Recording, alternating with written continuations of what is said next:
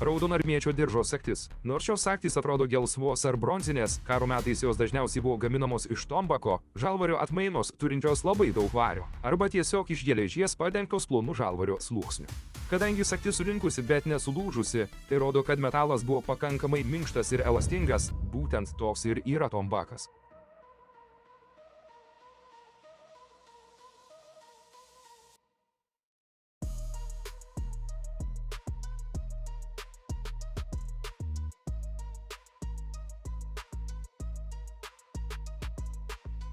Ši moneta yra nukalta iš gryno vario ir pagal to meto standartus turėjo sverti beveik 10 gramų. Įdomu tai, kad carinėje Rusijoje varinių monetų svoris buvo tiesiogiai susietas su jų verte pagal specialią sistemą.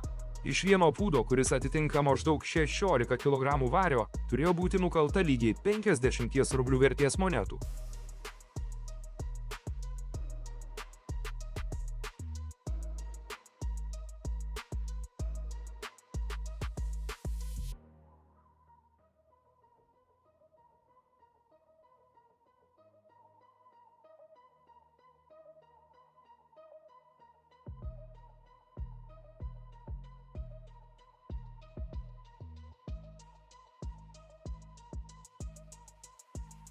Moneta nukalta iš ypatingo lydinio aliuminio bronzos. Nors moneta yra lietuviška, pati nepriklausoma Lietuva tuo metu dar neturėjo techninių galimybių kokybiškai kaldinti monetų iš metalo lydinių. Todėl ši ir kitos to meto monetos buvo užsakytos ir pagamintos Jungtinėje karalystėje, garsioje Birmingamo monetų kalykloje. Jos į Lietuvą atkeliavo laivais ir traukiniais. Nors monetos ar karinės sagtys atrodo įspūdingai, šis švininis rutuliukas suskilę laiko prasme gali juos visus pranokti.